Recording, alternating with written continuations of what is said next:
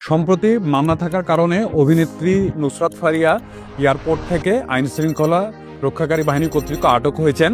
এরপর অনেকে জানতে চান মামলা থাকলে বিদেশে যেতে পারবেন কিনা, এয়ারপোর্টে ইমিগ্রেশন পুলিশ হয়রানি বা গ্রেফতারি করতে পারেন কিনা।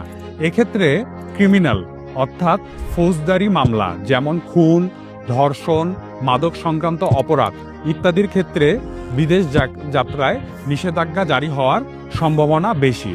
অন্যদিকে দেওয়ানি মামলা যেমন সম্পত্তি সংক্রান্ত বিরোধ, ঋণ খেলাপি ইত্যাদির ক্ষেত্রে সাধারণত বিদেশ যাত্রায় নিষেধাজ্ঞা জারি করা হয় না।